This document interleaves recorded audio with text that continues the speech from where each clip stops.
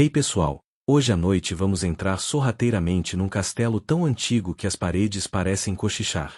Sabe aquela sensação de entrar numa casa velha e sentir como se alguém estivesse te observando? Agora imagina isso com armaduras vazias te encarando, tapeçarias desbotadas com manchas que você prefere não investigar e um corredor com cheiro de vela derretida. E segredos. Muitos segredos. A história de hoje não é para qualquer um. É daquelas que faz você dar uma segunda olhada no armário antes de dormir. Não porque tem um monstro lá dentro, mas porque, se tivesse, ele provavelmente usaria armadura. E teria um brasão bem estranho. Tipo uma caveira sobre um lírio. O cavaleiro mais cruel da história não era um monstro mitológico. Era carne e osso. Nobre, rico, extremamente educado. E com tempo livre demais. Então, antes de se ajeitar, aproveita para curtir o vídeo e se inscrever no nosso canal. Agora, apague as luzes, relaxe, e vamos deslizar juntos para a história de hoje. Você caminha por um corredor de pedra gasta. Cada passo ecoa como um tambor ancestral. As tochas nas paredes crepitam, lançando sombras que parecem se mover um pouco, sozinhas demais. No fim do corredor, uma porta de carvalho maciço com ferragens de ferro escurecido. Você hesita. Mas a curiosidade vence. Dentro, o salão principal do castelo. Longo, gelado e absurdamente silencioso. Os bancos de carvalho estão dispostos como se uma cerimônia estivesse prestes a começar. No fundo, um trono simples. Nada de almofadas, nada de ouro. Apenas madeira escura e marcas de unhas nos braços da cadeira. Dizem que foi ali que ele escutava os gritos. Fato conhecido, no fim da Idade Média, muitos castelos nobres serviam também como centros de punição. Senhores feudais tinham calabouços privados e executavam justiça como bem entendessem. A lei era o que saía da boca deles. Você se aproxima do trono.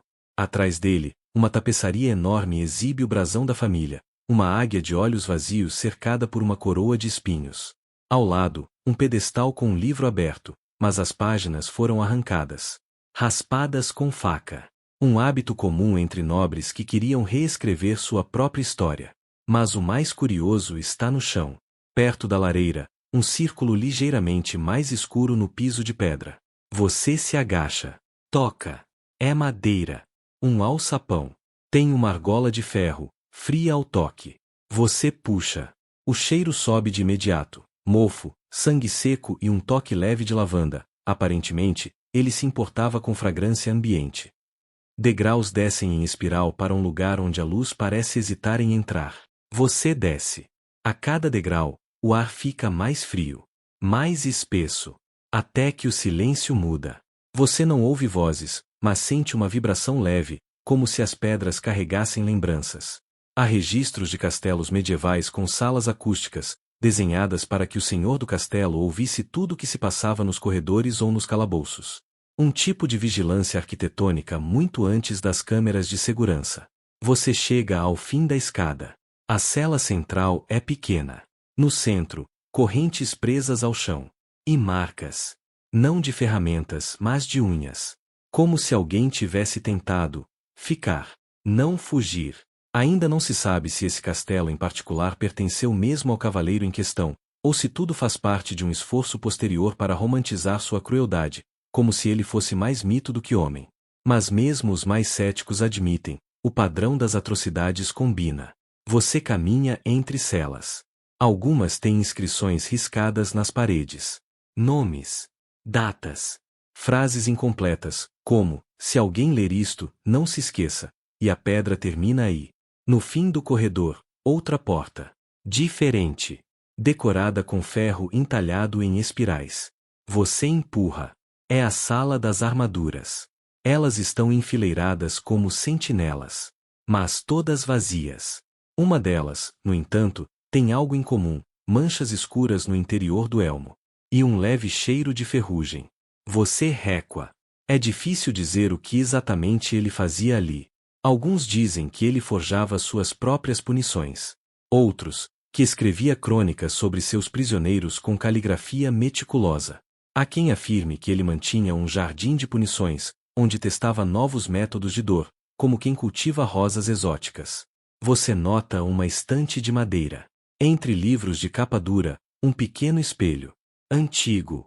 Trincado. Por um segundo, você vê algo atrás de si. Mas quando vira, não há nada. Nada além da certeza de que o cavaleiro mais cruel da história, talvez nunca tenha saído completamente dali. Você volta à superfície ainda com o cheiro do porão preso no nariz. O vento frio que sopra pelas janelas abertas do castelo ajuda a limpar os pensamentos, mas não completamente. A imagem do espelho rachado ainda paira. E você sabe que, para entender esse cavaleiro, precisa ir mais fundo. Literalmente até a infância dele. Imagine uma criança com todas as oportunidades do mundo, menos uma, ser amada. É nesse cenário que você conhece o jovem nobre que um dia se tornaria temido em toda a Europa. Filho de uma linhagem poderosa, cercado por brasões, moedas, escudeiros e promessas. Mas nunca por carinho. No berçário, criado por amas que sussurravam sobre ele como se fosse um presságio. Uma babá dizia que ele nasceu com os olhos abertos. Outra que, ao aprender a andar, preferia pisar em formigas do que brincar com bonecos. O menino cresceu entre salões de pedra e corredores cheios de tapeçarias. Aprendeu latim antes dos 5, esgrima antes dos 6, e dissimulação antes dos 7. Dizem que sua primeira frase completa foi: "E se ninguém souber que fui eu?" Naquela época na nobreza medieval, era comum que os filhos fossem educados longe dos pais, criados por tutores e religiosos. A afetividade era raridade. A ambição, regra. Era um sistema que moldava líderes, ou monstros. Aos 8 anos, ele já colecionava lâminas pequenas. Punhais, canivetes, gumes que reluziam quando ele os posicionava contra a luz das velas. À noite, escondido sob o cobertor bordado com seu brasão, ele afiava os próprios brinquedos. E não se engane, ele também era inteligente. Lia romances de cavalaria, mas não pelos heróis. Gostava dos vilões. Os que manipulavam reis, os que cortavam acordos com sorriso no rosto. Ele se identificava. Existe um manuscrito sobrevivente, atribuído ao tutor desse cavaleiro, descreve em código um aluno de mente brilhante, mas sem limites morais, como um espelho quebrado que ainda reflete com clareza. Aos 10 anos, o menino cavalgava melhor do que muitos soldados. Mas havia algo no jeito como segurava as rédeas. Não era por controle.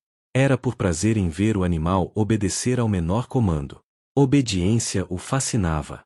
Em um verão, durante uma caçada, o jovem matou um cervo, não com a lança como era a tradição, mas com um golpe de espada rente ao pescoço. Rápido, limpo, eficiente. Os adultos aplaudiram.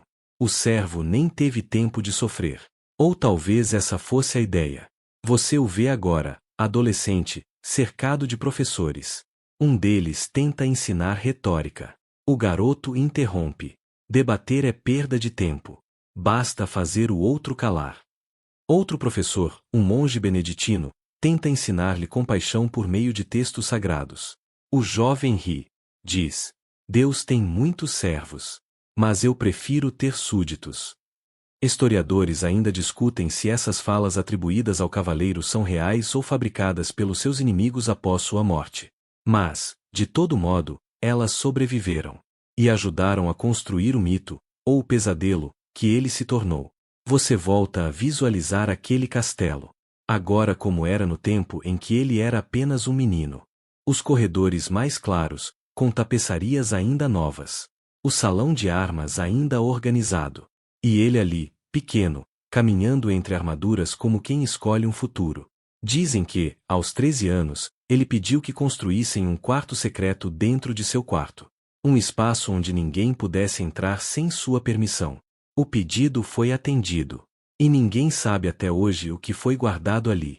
Apenas que, anos depois, quando o castelo mudou de dono, esse compartimento foi encontrado, vazio.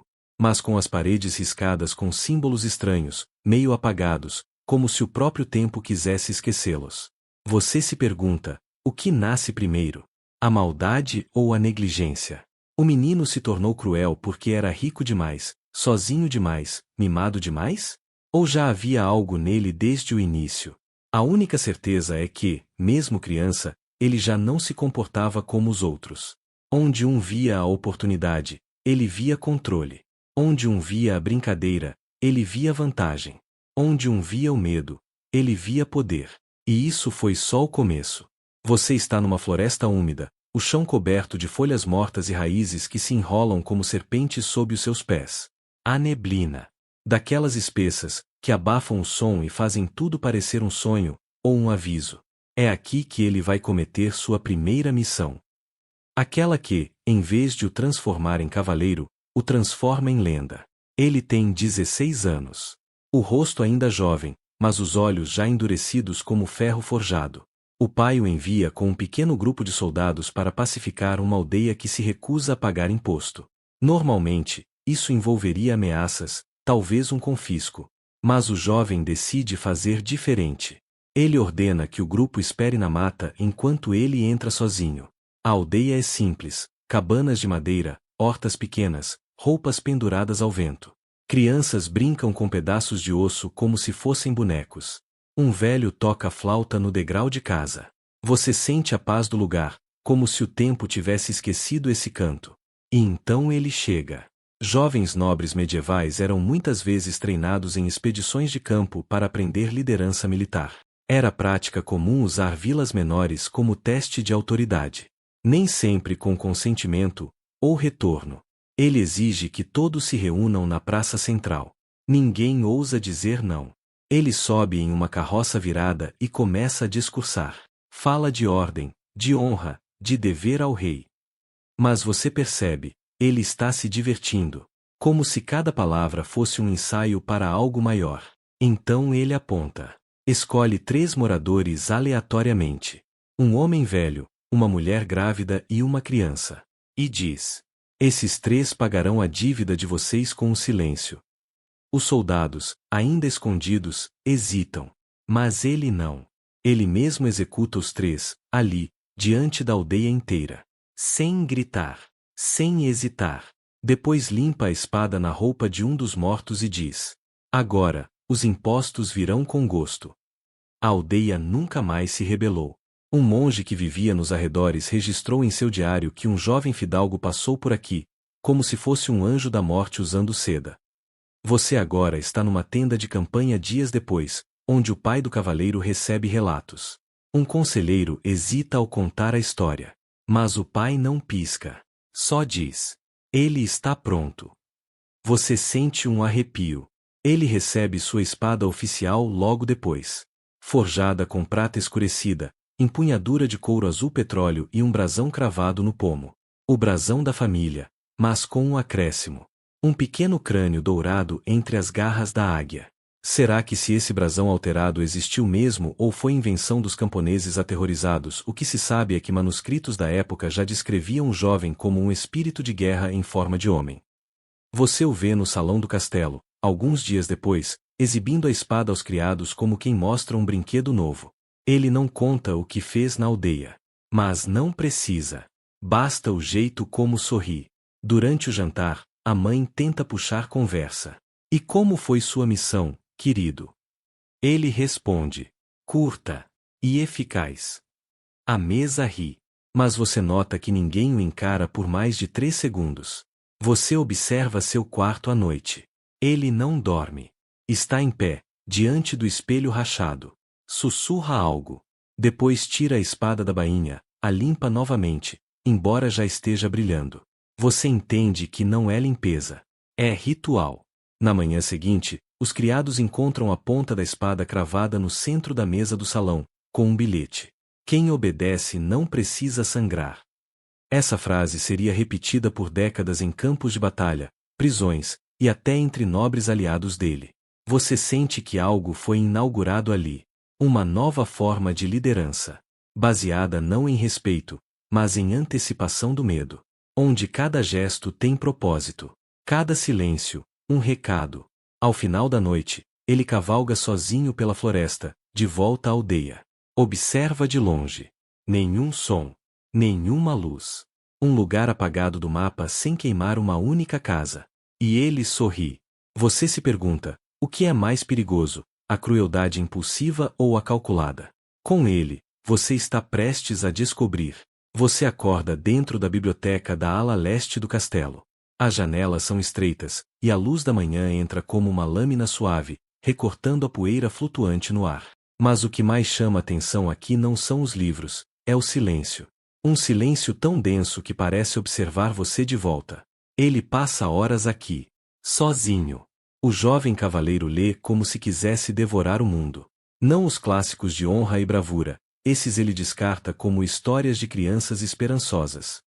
O que ele quer são estratégias, técnicas de manipulação, relatos de tortura escritos por inquisidores, tratados de anatomia rudimentares, tudo que revela como controlar um corpo ou uma mente. Ele faz anotações meticulosas. Um diário de couro com fecho de ferro. Ninguém mais toca nele. Uma criada que tentou ler uma página perdeu o emprego, e 2 dedos. Oficialmente, por um acidente na cozinha. Fato histórico. Durante o final da Idade Média e o Renascimento, muitos nobres se dedicavam ao estudo privado de manuscritos, inclusive de ciências proibidas. Isso incluía alquimia, astrologia e técnicas de interrogatório militar, muitas vezes passadas como filosofia moral. Você vê a mesa dele, pilhas de pergaminhos, penas gastas, um punhal fincado no canto do tampo, não como ameaça, mas como marcador de página. Um castiçal com velas quase sempre acesas, mesmo de dia. Ele diz que prefere a luz controlada à imprevisível. E aí começa a transição. De jovem violento para manipulador refinado. A crueldade se torna menos impulsiva, mais metódica. Um servo entra na biblioteca. Treme. O cavaleiro sorri, oferece chá. Fala como um anfitrião cordial, gentil. O servo sai vivo, mas com a impressão de que teve a alma pesando medida. E estava mesmo. Um documento anônimo da época relata que o cavaleiro usava jogos mentais com sua criadagem, fazendo perguntas filosóficas, criando dilemas morais impossíveis, punindo respostas erradas sem dizer qual seria a certa. Você agora o vê diante de um espelho, não aquele rachado, mas um novo, redondo, ladeado por velas. Ele estuda a própria expressão como se fosse um ator. Treina sorrisos. Finge tristeza. Simula compaixão. Você percebe que ele está aprendendo a encantar para dominar. Então, uma visita. Um outro nobre, de uma casa aliada, chega ao castelo. Um homem mais velho, arrogante, acostumado a mandar. Ri do cavaleiro. Chama-o de menino. Compara-o a um galgo bem treinado. Erro fatal. Durante o jantar, o cavaleiro é impecável. Conta histórias, serve vinho, ri nas horas certas. O convidado se sente no controle. Ao final da noite, agradece a hospitalidade e parte com sua comitiva. Dias depois, os cavalos voltam sozinhos. Sem sela. Sem cavaleiros. O velho nobre, nunca mais visto.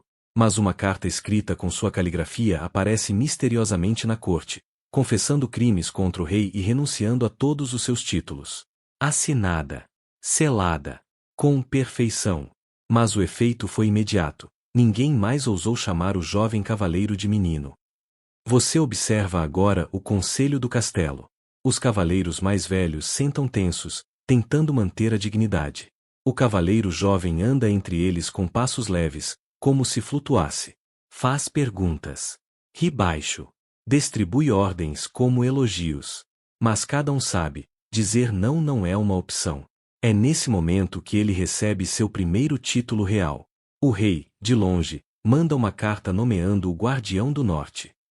Um cargo vago, mas com poder vasto. Ele aceita com um leve aceno. Guardião. Que poético, ele diz.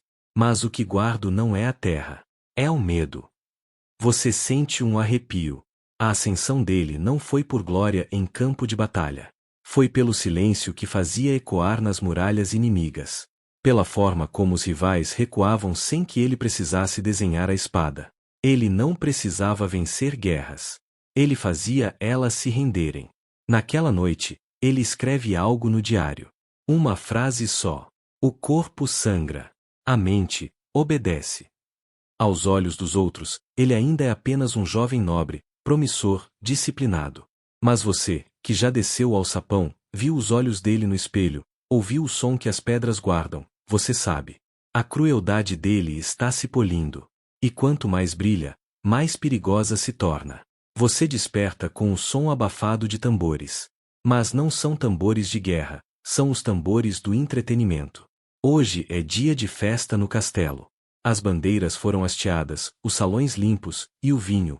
Bom, o vinho nunca deixou de correr por ali. Só que você já aprendeu a desconfiar de qualquer celebração organizada por ele.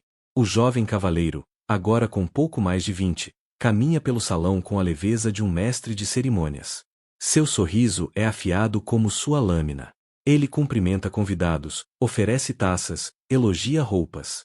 E enquanto todos sorriem, você sente que está assistindo a uma peça cuidadosamente coreografada, onde ninguém percebe o próprio papel.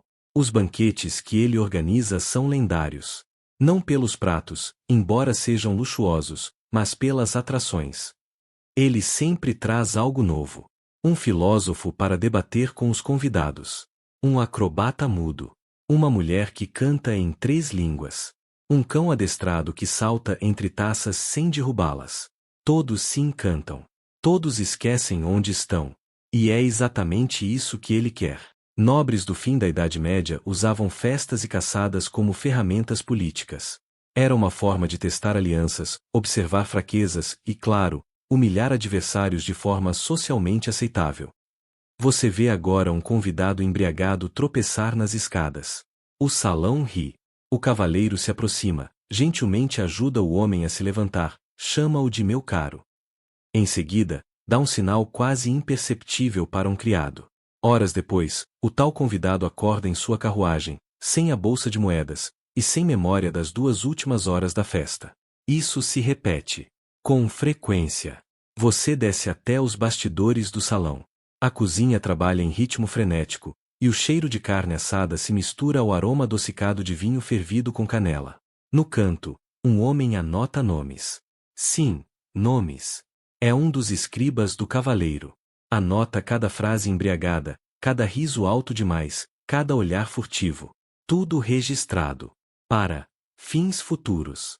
Em certos castelos, há relatos de códices do vinho, livros secretos onde nobres registravam o comportamento de seus convidados durante festas. Uma espécie de rede social medieval, mas com consequências reais. A festa segue noite adentro. Você percebe como o cavaleiro controla o ambiente sem dizer uma palavra. Um olhar e a música muda.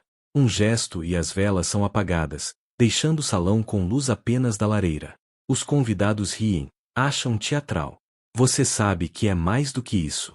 De repente, uma apresentação. 2 servos entram com máscaras douradas. Começam uma dança lenta, quase hipnótica. Os movimentos lembram duelo, depois cortejo, depois, submissão. A plateia aplaude. O cavaleiro apenas observa. Depois, se levanta e diz: gostaram? Era sobre a lealdade.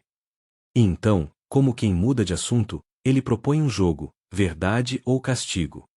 Os nobres riem. Alguns hesitam. Mas ninguém ousa recusar. A roda se forma, as perguntas começam. Um senhor confessa um adultério. Outro, um suborno. Risos, taças erguidas, clima descontraído. Até que ele se volta para um cavaleiro recém-chegado à corte. Olhos fixos. Você já traiu seu rei? Silêncio. A sala congela. O cavaleiro visitante balbucia, tenta rir. Mas o anfitrião não pisca. A tensão dura segundos, mas parece uma eternidade. Por fim, o visitante nega. Todos riem novamente. A música volta. Mas no dia seguinte, o cavaleiro visitante desaparece da corte.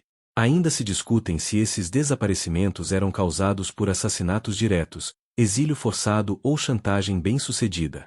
O fato é que ninguém voltava. E ninguém questionava. Você agora vê o salão vazio, no final da noite. Apenas ele, de pé, observando a lareira quase apagada. O chão ainda brilha com respingos de vinho e migalhas de pão. Ele sorri. Fecha os olhos. Sussurra algo. Talvez uma prece. Ou uma promessa. E você entende. Para ele, essas festas não são apenas celebrações. São experimentos.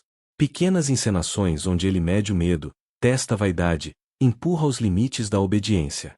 Cada riso que ouve é um dado. Cada segredo, uma arma futura. Ele não precisa torturar toda vez. Às vezes, Basta lembrar a sala que pode fazê-lo. E isso é ainda mais cruel. Você está em um corredor estreito, escondido entre paredes revestidas de pedra antiga. É madrugada. As tochas nas paredes estalam baixo, lançando sombras dançantes que mais parecem sussurros visuais. Ninguém passa por aqui a essa hora, exceto ele. E você? O cavaleiro segura uma chave pendurada num cordão de couro. Ela brilha à luz fraca como se fosse feita de ossos polidos. A porta que ele destranca não rende. É bem cuidada, lubrificada. O aposento além dela. Nenhum visitante jamais soube de sua existência. Você atravessa com ele esse limiar e sente o ar mudar. É mais frio. E algo entre o estômago e a espinha parece alertar: aqui não é lugar para vivos. Você chegou à biblioteca particular dele. Mas não é uma biblioteca qualquer. É um santuário para os detalhes mais sombrios da mente humana. Estantes repletas de cadernos encadernados à mão. Nenhum título. Apenas datas e símbolos estranhos nas lombadas. Você folheia um. Letras pequenas, milimetricamente alinhadas. Descrições de interrogatórios. De manipulações sociais. De punições mentais. Tudo anotado com frieza cirúrgica.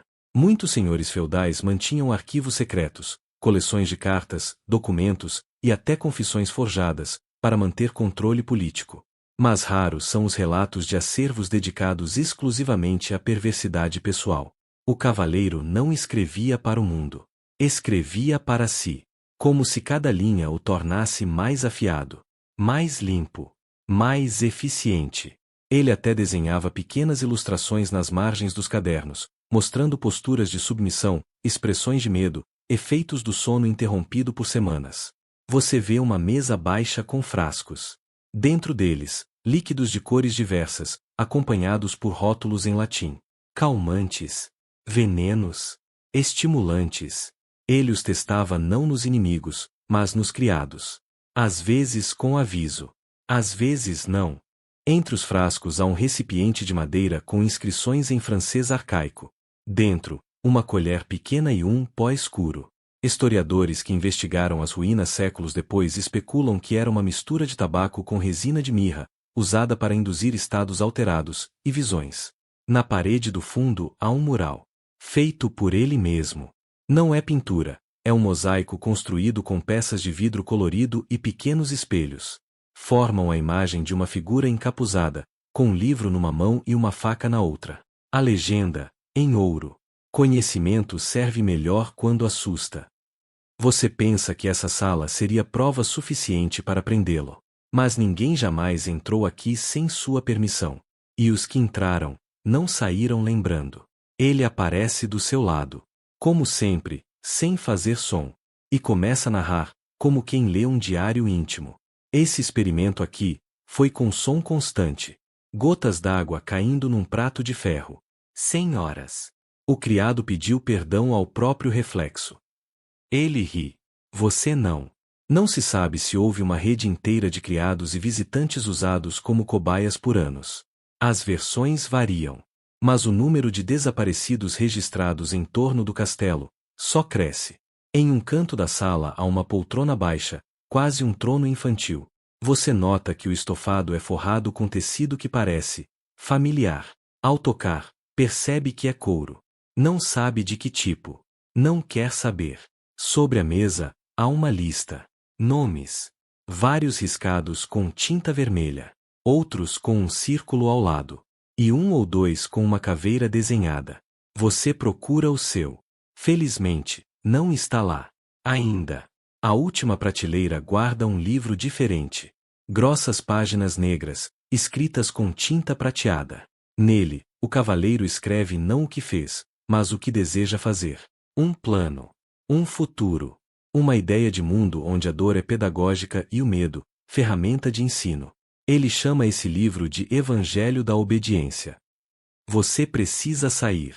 Mas antes, ele encosta um dedo na sua testa e diz: o que aprendo aqui é para proteger o reino. E, de certo modo, ele acredita nisso. Que ao manter os outros aterrorizados, mantém o equilíbrio. Que a paz exige monstros, desde que eles obedeçam. Você sobe de volta pelos corredores. A luz parece mais fraca agora. A comida tem menos gosto. As risadas dos criados parecem ensaiadas. Você sabe o motivo. Porque ali, no porão do castelo, existe um lugar onde o cavaleiro anota os medos dos outros como se fossem receitas. E você acabou de virar ingrediente. Você caminha por um corredor iluminado apenas por claraboias altas, por onde a luz da manhã entra esparsa, como se tivesse medo de tocar o chão. A cada passo, os ecos aumentam. Há uma aura diferente no castelo hoje, como se algo estivesse prestes a ser dito, ou destruído. Há novos convidados. E você sente, ele planeja algo grande. Ele sempre teve fascínio por intelectuais. Poetas, monges, pensadores, figuras que desafiavam o senso comum. Mas, para ele, não se tratava de admiração. Era outra coisa. Um desejo de domar a razão dos outros, como quem doma um cavalo selvagem. Naquela manhã, 3 homens e uma mulher chegam ao castelo. Um poeta florentino exilado, um teólogo silencioso com olhos sombrios, um astrônomo boêmio, e uma cantora de lamentos celtas. Todos convidados com pompa. Todos recebidos como se fossem joias raras. Você os observa durante o jantar. Eles conversam, riem, se encantam com os vinhos e os pratos. O cavaleiro os escuta com atenção verdadeira, ou o que parece ser verdadeira. Ele não interrompe. Apenas grava. Cada gesto. Cada dúvida. Durante o período renascentista e mesmo antes dele, era comum que nobres reunissem intelectuais em suas cortes, sob o pretexto de mecenato. Mas muitos usavam essa prática para controle e propaganda pessoal. Na manhã seguinte, os 4 convidados são levados a uma torre, acompanhados de criados.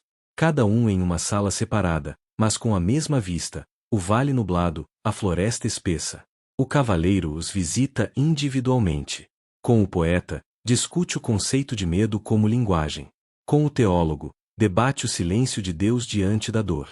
Com o astrônomo, questiona o vazio entre estrelas. E com a cantora, pede que ela cante para os ecos. Ao final da semana, todos parecem mudados. A cantora não canta mais. O teólogo só murmura.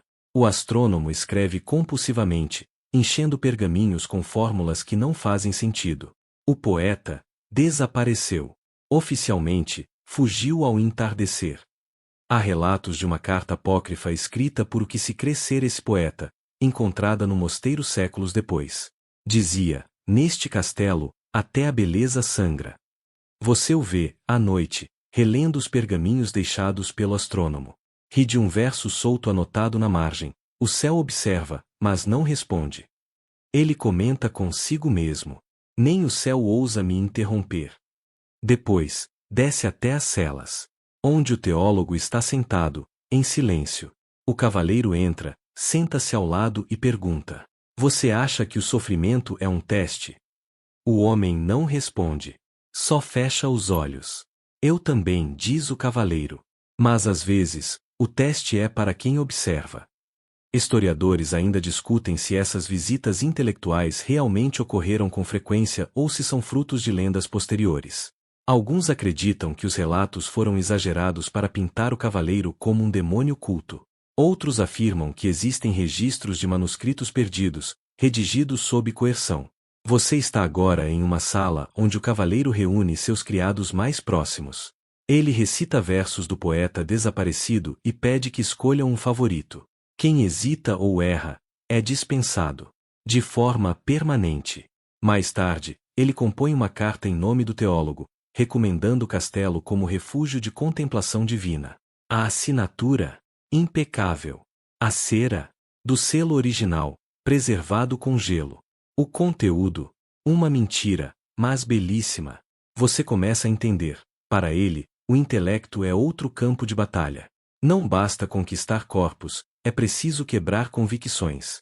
Fazer com que um pensador negue seu pensamento. Um artista odeie sua arte. Um crente silencie diante do sofrimento. E quando isso acontece, ele não grita vitória. Não. Ele apenas escreve. Uma nova entrada no diário. Convencer é sempre mais elegante que obrigar. Você sai da torre. O vento sopra entre as pedras, como se a própria arquitetura chorasse em segredo. A cantora passa por você. Olhar vazio. Melodia esquecida. E você se pergunta: o que é mais cruel? O sofrimento físico ou o apagamento da alma? Você desce pelas escadas espirais do tribunal do castelo. Cada degrau rende sob seus pés como se contasse segredos antigos. Aqui, onde a justiça deveria ser cega, ela veste túnicas bordadas e tem medo de falar. O salão é imenso, frio, e cheira a tinta fresca e promessas envelhecidas. Bancadas altas, cadeiras de pedra, e no centro, o trono do julgador, ironicamente, sempre vazio. Você ouve os murmúrios. Vozes tentando parecer firmes, mas tremem nas bordas. Hoje há uma reunião extraordinária. Os conselheiros locais, nobres menores, magistrados e representantes da vila. Todos foram chamados para discutir uma série de incidentes recentes.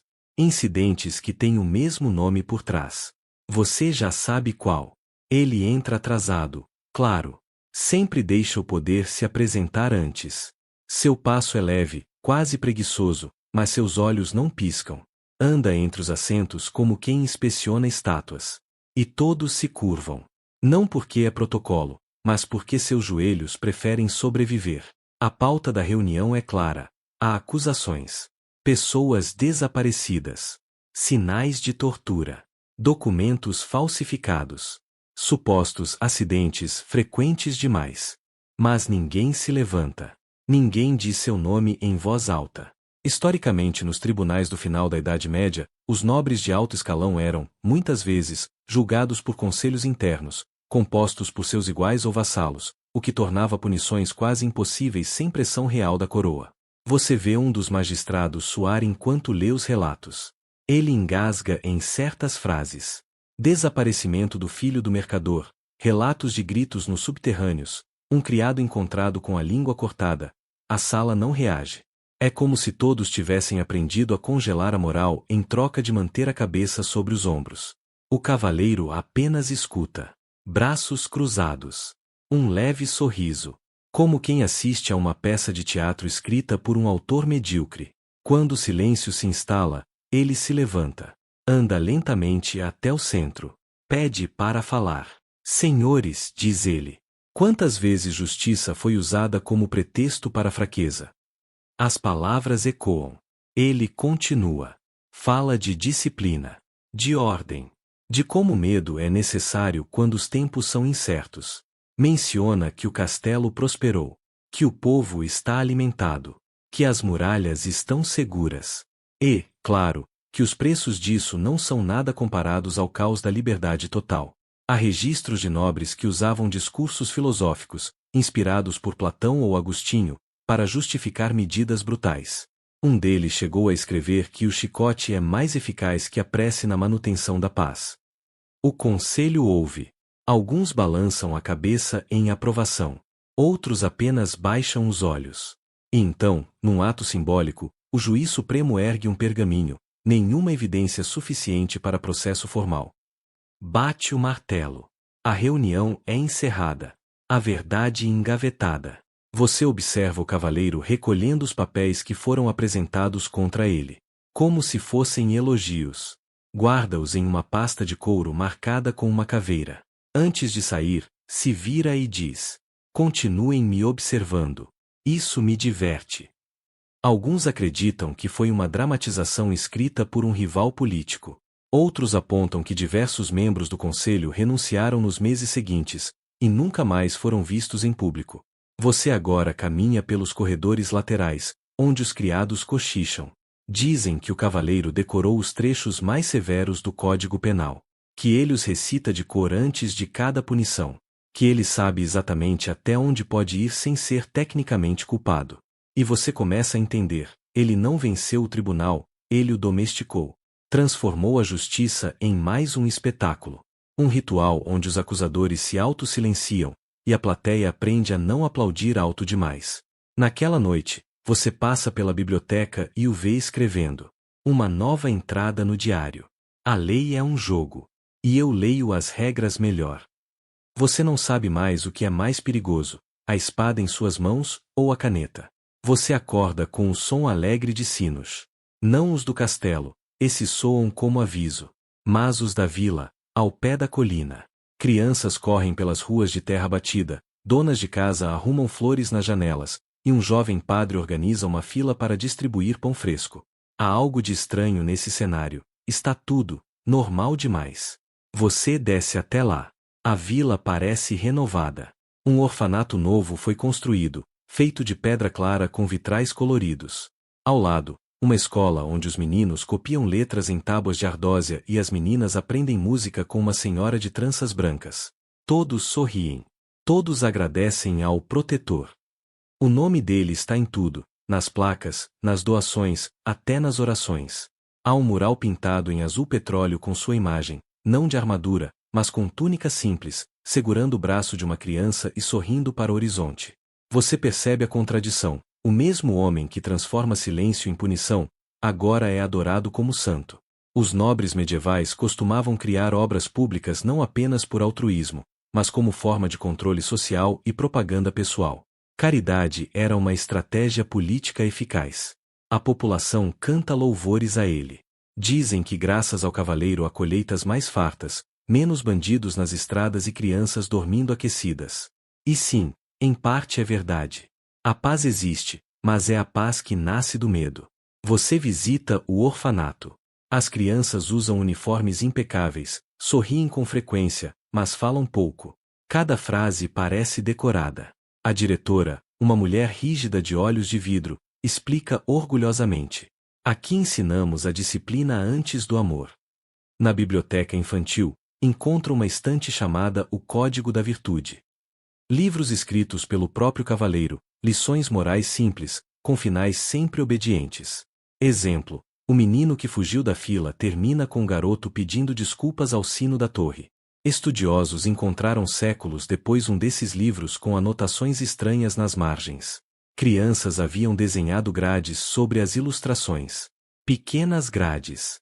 Você segue para a escola. O professor, um ex-soldado ferido, repete diariamente os mesmos preceitos: respeito, ordem, serviço. Quando pergunta se há arte ou filosofia, ele responde: essas coisas são para depois da obediência. À noite, o cavaleiro passeia pela vila, aplaudido. Ele abraça uma senhora, ergue uma criança nos ombros, ouve confissões de lavradores. Tudo parece saído de um livro infantil. Mas você nota, cada canto tem um observador. Soldados sem armadura. Anciãos discretos. Um jovem no alto da torre com olhos que nunca piscam. Há rumores de que quem quebra as regras da vila é convidado para um passeio pelo castelo. E retorna, diferente. Mais calado. Mais devoto. De volta ao castelo, o cavaleiro observa tudo de uma varanda. Você está ao lado dele. Ele comenta, com um tom leve: um povo que me ama, me serve melhor que um que me teme. Mas você sabe que não é amor. É condicionamento. É repetição. É a sensação de que qualquer passo fora do compasso pode transformar bênçãos em punição. Ele termina a noite escrevendo mais uma fábula para crianças. Nesta, um cordeiro que queria cantar em vez de pastar. E o final? O cordeiro aprende que o silêncio o protege do lobo. Soiler, o lobo não aparece. Porque o lobo já estava dentro do cordeiro. O dia amanhece cinza. Uma névoa espessa cobre o vale, como um véu que o mundo vestiu para esconder o que vem a seguir. Você sente que algo está prestes a mudar. E, surpreendentemente, não é um grito ou um castigo que anuncia essa virada, é um soluço. Você está no interior do castelo, em um salão menor, revestido com tapeçarias antigas. Ali, sozinho, sentado em uma cadeira baixa diante da lareira quase apagada, está ele. O cavaleiro. Sem a armadura. Sem a capa de veludo escarlate. Sem qualquer máscara. Você hesita antes de se aproximar. Ele não reage. Apenas olha para as chamas fracas, como quem espera respostas de um oráculo entorpecido. Na mesa ao lado, uma taça de vinho esquecida e uma carta aberta. A caligrafia é feminina. Palavras duras, mas íntimas. Uma despedida. Ele não percebe sua presença de imediato. Ou finge não perceber. E então, calmamente, diz: sabe o que é curioso? O corpo acostuma com a guerra, mas o coração nunca entende a ausência. Fato histórico amplamente conhecido. Grandes líderes e figuras violentas da história, como Genghis Khan e Ivan, o Terrível, registraram momentos de luto e fragilidade emocional, geralmente ligados à perda de mulheres próximas ou filhos. Ele se levanta. Anda lentamente pelo salão, passa os dedos por um retrato coberto de pó. Uma jovem com olhos vivos, uma criança ao fundo. Você nunca tinha visto aquele quadro antes. Nem sabia que havia retratos ali. Ele fala pouco, mas cada frase parece pesar mais que uma armadura completa. Conta que a mulher da carta foi a única que ousou amá-lo sem medo. E que, talvez por isso, ele não conseguiu manter o amor dela. Você o observa com desconfiança. Será isso verdade? Ou mais uma encenação cuidadosamente arquitetada? Um criado deixou registrado em seu diário que o cavaleiro, certa noite, foi visto enterrando algo no jardim secreto, sozinho, sem criados, sem tocha, sem guarda. Na manhã seguinte, uma roseira havia surgido ali. Ele conta sobre um sonho recorrente. Um campo sem nome, repleto de vozes sussurrantes, e ele no centro, sem espada, sem título. Apenas uma criança o encara, segurando uma pena. Quando ele tenta falar, acorda. Você quer perguntar por que está dizendo tudo isso. Mas parte de você teme a resposta. Talvez ele apenas esteja testando sua reação. Talvez o desabafo seja mais um tipo de manipulação. Ou talvez, só talvez, você esteja ouvindo o único fragmento de verdade que restou nesse homem esculpido em crueldade. Historiadores ainda discutem se esse episódio de vulnerabilidade existiu ou foi adicionado por cronistas para humanizar uma figura já demonizada por relatos populares. O debate gira em torno de uma carta apócrifa, supostamente escrita por ele, que termina com a frase: "Até o aço precisa de ferrugem para se lembrar que um dia foi minério." Naquela noite, ele não escreve no diário. Ele apenas fecha o livro, coloca-o de lado e fica olhando o fogo se apagar. A quietude é assustadora. Você percebe que, em algum nível profundo e dissonante, esse silêncio é mais perturbador do que todos os gritos que já ouviu entre aquelas paredes. O cavaleiro ergue a taça, mas não brinda. Apenas murmura para si. O mundo não se corrige com ternura. Eu tentei, mas fui eu quem quebrou primeiro. Você sai devagar, sem fazer barulho. Deixa-o com suas memórias, sua lareira morrendo, e o retrato coberto de pó. E, ao fechar a porta, você se pergunta se aquele soluço era verdadeiro, ou apenas mais um eco treinado na voz de um monstro que aprendeu a parecer humano. Você desperta com batidas secas na madeira. Não são urgentes, mas repetidas, insistentes, como se cada uma dissesse: "É hora." Na sala principal do castelo, os criados correm. O chão é varrido com mais vigor, tapeçarias trocadas, bandeiras posicionadas. O cheiro de velas novas toma o ar, misturado ao leve perfume de incenso e madeira queimada. Hoje é dia de cerimônia. O cavaleiro finalmente decidiu se mostrar para além de suas muralhas. Não como guerreiro, não como juiz, mas como algo novo, mentor. Ele convocou jovens nobres de feudos vizinhos, rapazes ansiosos, com armaduras polidas, plumas nos capacetes e olhos que brilham com admiração e medo. Você os vê chegar em procissão. Cada um com 2 escudeiros. Todos vestidos em tons tradicionais, ferrugem, açafrão, índigo profundo. Eles acham que vieram para aprender táticas de batalha. Mas você sabe melhor, vieram ser moldados. Era comum, na Baixa Idade Média, que cavaleiros veteranos servissem como tutores de páginas e escudeiros de famílias nobres. A prática servia tanto para a educação quanto para estabelecer alianças políticas. A cerimônia começa no Salão das Colunas. O cavaleiro entra com passos lentos, mas cada movimento seu é coreografado. Ele veste uma túnica escura com bordados discretos em dourado. Nada de espada à cintura, apenas um anel largo no dedo indicador. A autoridade está nos olhos. "Bem-vindos ao aprendizado do real poder", diz ele, com a voz calma demais para o tamanho da sala. O ritual é composto de 3 etapas: silêncio, obediência e adaptação. Cada jovem precisa passar um dia inteiro sem falar, depois uma semana executando ordens sem explicações, e por fim, enfrentar um desafio surpresa, projetado para quebrar suas convicções. Durante a cerimônia, o cavaleiro entrega a cada aprendiz um objeto sem valor: uma pedra, um osso de ave, um pedaço de pano queimado. Cada um recebe uma história que conecta o objeto a uma lição. Décadas depois, vários desses itens foram encontrados em baús nobres, mantidos como relíquias pessoais. Você observa os jovens se transformarem em poucos dias. Um deles, antes falante e cheio de opiniões, agora responde apenas com acenos. Outro, que parecia arrogante, agora observa tudo como se esperasse o pior. E talvez devesse. Essas instruções foram uma forma eficaz de formação militar de manipulação psicológica precoce. Alguns sugerem que os aprendizes criavam laços de dependência com o cavaleiro, vendo nele um pai, um ídolo ou um carrasco. Na última noite, antes de partirem, ele organiza um banquete silencioso. Todos comem sem dizer palavra. Os olhos não se encontram.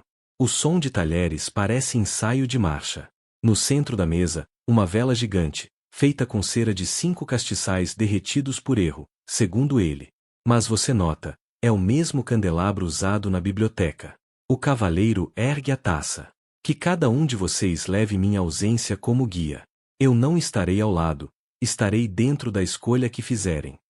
É um brinde, uma ameaça, um encantamento. Você sai do salão. O eco dos passos dos jovens sendo levados para seus aposentos parece marcha fúnebre disfarçada. O castelo está silencioso demais. Até os corvos na torre esperam. Mais tarde, você o encontra no pátio. Ele acaricia um falcão, uma fêmea, de penas manchadas. Os mais fiéis são os que aprendem a temer sem precisar ver. Ele solta a ave no céu noturno. E enquanto ela sobe, você percebe, ele não quer apenas controlar a próxima geração. Ele quer viver nela. Você acorda com uma sensação diferente, como se o próprio castelo respirasse mais rápido. Os corredores estão mais cheios, mas ninguém fala. Só olhares trocados. Até as tapeçarias parecem mais tensas, como se estivessem prestes a se soltar das paredes. Há rumores de visita. Mas não uma comum. Hoje, o rei envia um emissário. Não um mensageiro qualquer, mas alguém com voz real e poderes de inspeção. Um homem conhecido pela frieza e pela fidelidade à coroa. Alto, magro, sempre de preto. Dizem que seu olhar é capaz de pesar um coração sem abri-lo.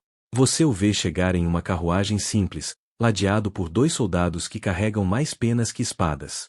A tensão é palpável. Os criados limpam cada cantinho como se a poeira pudesse ser crime. E o cavaleiro, ele não muda nada. Usa a mesma túnica de ontem. Faz questão de não mudar o cardápio do almoço. E não esconde o sorriso.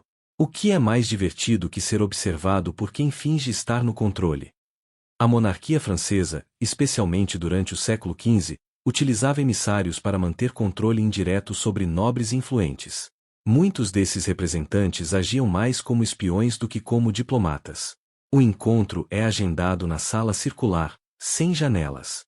Apenas tochas e ecos. O emissário entra com postura firme. O cavaleiro permanece sentado, pernas cruzadas, como quem recebe um velho amigo para fofocar, e não alguém que pode pôr fim ao seu domínio. A conversa começa educada. Perguntas sobre abastecimento, registros fiscais, segurança dos arredores. Mas você sente que isso é só o começo. O emissário não veio por arroz ou impostos. Ele veio porque os boatos escaparam das muralhas.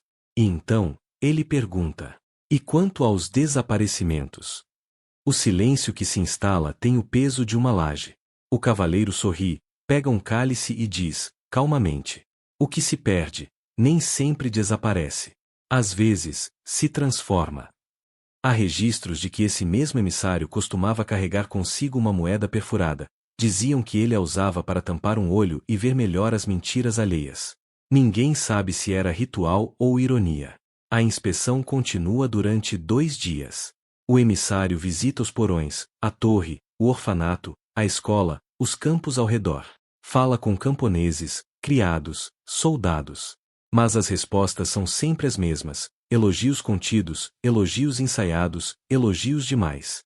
Você o vê escrever algo num caderninho de couro. Letra minúscula, rabiscos nervosos. Ninguém sabe o que ali está sendo registrado. Ninguém ousa perguntar. Se perguntam se essa visita realmente aconteceu ou se foi uma lenda criada para justificar o súbito silêncio da coroa em relação ao cavaleiro. Alguns cronistas sugerem que o emissário foi corrompido. Outros acreditam que ele saiu convencido. Mas há um diário em Paris que termina abruptamente logo após esse período. Na última manhã, antes de partir, o emissário pede uma conversa sós. O cavaleiro o conduz ao jardim interno. As palavras trocadas ali nunca foram registradas. Mas os criados juram ter ouvido uma frase dita em voz baixa. Se eu cair, outros já aprenderam a levantar em meu lugar. O emissário sai em silêncio. Nenhuma sentença. Nenhuma acusação.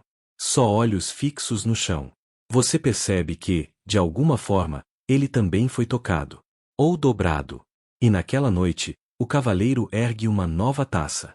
Sozinho na varanda, observando o vale como quem zela por um tabuleiro. Ele não festeja. Mas escreve mais uma frase no diário. Até o rei precisa de monstros úteis. E você entende, ele não será punido. Porque o terror que ele espalha mantém outros monstros afastados. É madrugada quando o trovão estala sobre o castelo como se o próprio céu tivesse decidido fazer barulho. A chuva vem grossa, oblíqua, golpeando os vitrais com fúria e melancolia. Você anda pelos corredores, tentando entender por que há tanta movimentação a essa hora. Criados correndo. Guardas sussurrando. Portas abrindo devagar. Algo está errado. Um prisioneiro fugiu. Não qualquer prisioneiro, um nobre. Um dos poucos que ousaram desafiar o cavaleiro abertamente. Ele havia sido capturado semanas antes, acusado de conspirar com outros senhores para limitar o poder crescente do castelo. Desde então, estava preso nas celas inferiores. Ninguém falava sobre ele. Ninguém admitia que ele existia. Até agora. Você desce até os porões. O corredor está alagado, a água fria batendo nos tornozelos. Um dos guardas tropeça, derruba a tocha. O breu toma conta por segundos antes de alguém reacender a chama. E então você vê, a cela está aberta, a corrente quebrada, e no chão, uma marca de sangue arrastado.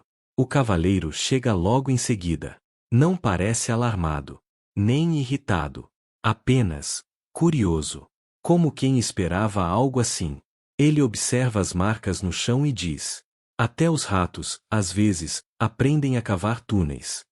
Naquela época fugas de prisões fortificadas eram raras, mas não impossíveis, mesmo na Idade Média. Em especial, nobres com contatos externos conseguiam, ocasionalmente, corromper guardas ou explorar falhas na estrutura das fortalezas. A busca começa imediatamente. Os portões são trancados. O castelo vira um labirinto de passos e ecos. Você participa, mas logo percebe, há lugares onde ninguém ousa procurar. Certos corredores, certas portas. Locais que o cavaleiro parece querer manter fora do alcance de todos. Você começa a suspeitar que ele não está realmente tentando recapturar o fugitivo. Pelo contrário, talvez tenha deixado a fuga acontecer. Como teste. Como distração. Como isca. Horas depois, o corpo é encontrado.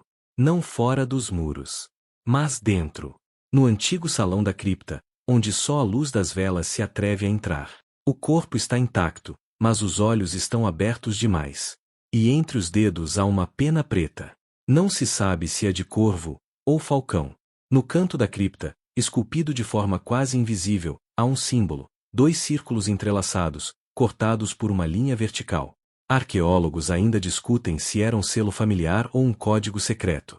Ele aparece também na capa de um diário encontrado décadas depois, atribuído a um dos escudeiros do cavaleiro. O cavaleiro inspeciona o corpo. Faz um gesto para os guardas levarem. Não expressa tristeza, nem raiva. Apenas murmura. Tão previsível, tão poético. Alguns defendem que o nobre nunca morreu ali, que o corpo era de um sósia, usado para encerrar boatos. Outros acreditam que ele foi capturado novamente e morto em segredo para enviar um recado silencioso, não a fuga. Mais tarde, você o encontra escrevendo uma nova página do diário. Só uma frase. Às vezes, a melhor cela é a esperança. E então ele fecha o livro. Senta-se diante da lareira apagada. E, por um instante, parece verdadeiramente só. Não pelo isolamento, mas pela certeza de que ninguém mais fala sua língua. A língua do controle total. A chuva para. mas o castelo ainda respira como se estivesse no meio de uma tempestade. Você acorda com o som dos sinos, não os alegres da vila, mas os pesados, de luto. 3 batidas longas, espaçadas. Cada uma reverberando pelas pedras do castelo como se ecoassem dentro do seu próprio peito. Algo mudou. Algo terminou. Você sai do quarto e vê os criados reunidos no pátio. Olhares baixos. Mãos entrelaçadas. Até os corvos parecem inquietos, rodando em círculos no céu opaco. O cavaleiro desapareceu. Não há sinais de luta. Nenhuma armadura deixada para trás. Nenhum bilhete. Apenas seu diário, aberto na escrivaninha. Uma única página nova, com uma frase. Quem aprende a desaparecer, nunca precisa morrer. Há registros de nobres medievais que encenaram a própria morte para escapar de perseguições políticas ou simplesmente desaparecer da vida pública. A mais famosa dessas histórias é a de Lord Lovell, desaparecido após a Batalha de Stokefield, cujo corpo nunca foi encontrado. O castelo entra em suspensão. Os guardas continuam em seus postos, mas olham para os lados, esperando ordens que não vêm. Os criados mantêm a rotina, mas com passos mais suaves, como se temessem acordar alguém que não está dormindo. Você é chamado ao salão de reuniões. Um grupo de conselheiros, antigos aliados do cavaleiro, discute o que fazer. Um deles quer assumir o comando temporariamente. Outro propõe queimar os diários e recomeçar. Um terceiro sugere transformar o castelo em templo. Mas todos têm medo de uma coisa. E se ele voltar? Você desce até os arquivos. Há gavetas trancadas, mapas riscados, listas de nomes com cruzes ao lado. Tudo ordenado. Tudo frio. Como se ele tivesse planejado a própria ausência com a mesma precisão com que projetava castigos. Na torre mais alta, você encontra um aposento que não conhecia. Lá dentro, uma mesa com peças de xadrez, o jogo em andamento. E você reconhece a jogada, o cavalo preto está prestes a dar checkmate. Só falta um movimento. Um que ele nunca vai fazer. Há um mito entre os habitantes da vila de que o cavaleiro tinha um irmão gêmeo, um que morreu ao nascer, mas cuja presença o cavaleiro sentia até o fim. Dizem que os sonhos dele eram sempre espelhados. Que seus diários tinham cópias escritas ao contrário, escondidas sob as tábuas do chão. À noite, o castelo está em silêncio absoluto. Nem passos, nem risos. Só o som distante das corujas. Você caminha pelos corredores como se fosse agora o guardião de um segredo. As portas se abrem devagar. As tapeçarias ondulam com o vento. Mas nada mais responde. Alguns acreditam que ele se infiltrou em uma ordem religiosa. Outros acham que assumiu o controle de outro castelo sob novo nome. Um terceiro grupo insiste. Ele nunca existiu, era um espectro político criado para manter a ordem por meio do medo. Você retorna ao seu quarto. Sobre a cama, uma carta que não estava lá antes. Endereçada a você. Selada com cera preta. Dentro, poucas palavras. Continue observando. O jogo só muda quando o tabuleiro se mexe. Você olha pela janela. A vila continua lá. As crianças jogam pedras nos riachos. Os professores repetem lições. Os sinos, agora calados, ainda projetam sua sombra sonora sobre os telhados. Mas algo é diferente. Um espaço vazio. Uma ausência presente. E você entende, o cavaleiro se foi. Mas o medo aprendeu a andar sozinho. A ausência dele dura dias. Depois semanas. E com o passar do tempo, a vida no castelo começa a se reorganizar, hesitante, como quem caminha por um chão que pode desabar a qualquer momento. Mas ainda assim, caminha. Você começa a notar pequenas mudanças. O ar parece mais leve. Os corredores mais iluminados, não por novas tochas, mas por olhares que finalmente se cruzam. Os criados falam baixo, sim, mas agora falam. Até os corredores ecoam passos sem medo. A biblioteca, antes trancada, é reaberta. Você a explora com cuidado. Os livros estão ali, intactos, mas as anotações dele desapareceram. Os diários sumiram. Tudo que restou é a capa de um caderno queimado, e uma frase gravada na madeira da mesa. O nome que desaparece vira lenda. Você decide vasculhar os aposentos dele uma última vez. E atrás da lareira, Encontra um painel solto. Lá dentro, um compartimento secreto. Não com ouro, nem com mapas, mas com cartas. De pessoas comuns. Pedindo ajuda. Contando histórias. Desabafando. Algumas com agradecimentos. Outras com medo. Ele as guardava todas. Fato conhecido. Muitos líderes tidos como tiranos acumulavam correspondência pessoal com seus súditos, tanto como controle emocional quanto como forma de medir o medo e a devoção que inspiravam. Luís XI da França, por exemplo, mantinha centenas de cartas escondidas, com nomes codificados. Você passa horas lendo e começa a ver outro retrato do cavaleiro. Um que não se encaixa nem no monstro, nem no mártir, mas em algo entre os dois. Uma criatura moldada pelas falhas do tempo, pela rigidez das expectativas, pela dor das escolhas. Na vila, histórias começam a surgir. Algumas dizem que ele foi visto viajando disfarçado entre mercadores. Outras juram que ele virou monge e vive num mosteiro escondido nas montanhas.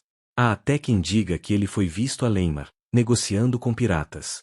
Mas ninguém tem certeza. E talvez ninguém queira ter. Um artesão da vila começa a vender pequenas máscaras de ferro. Diz que são amuletos de coragem. Outros as usam como lembrança. Um lembrete de que a coragem e o medo andam juntos. O impacto do cavaleiro foi duradouro de fato ou apenas teatral.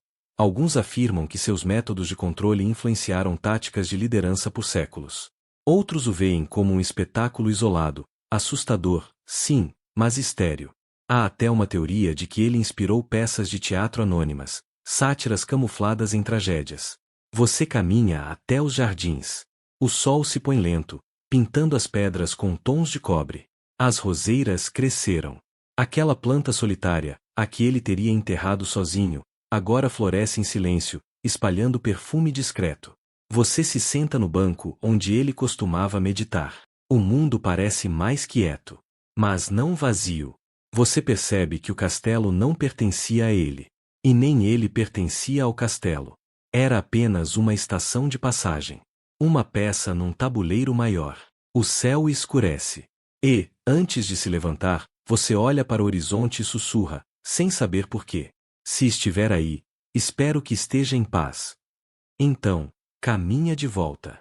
Não porque ele se foi, mas porque agora, é você quem permanece. E agora, tudo fica mais lento. O som do vento suaviza como se passasse por campos abertos, acariciando folhas e colinas distantes. A noite envolve você com um manto leve, bordado com as estrelas mais discretas que já viu. Respire fundo. Você está seguro. O castelo ficou para trás, e com ele os mistérios, os nomes esquecidos, as máscaras deixadas no escuro. O caminho agora é seu. Um passo de cada vez. Sem pressa. A mente ainda vagueia, talvez revendo os corredores, os sussurros, as sombras. Mas tudo isso começa a se dissolver como névoa ao sol da manhã. A cada respiração, os ecos do passado se tornam mais suaves, mais distantes, mais serenos. Imagine-se caminhando por um campo úmido, onde as flores dormem fechadas e os vagalumes piscam devagar. Seus pés tocam a terra macia. O céu é uma abóbada azul escura, cheia de silêncio. E ao longe, o som de um riacho. Constante. Tranquilo.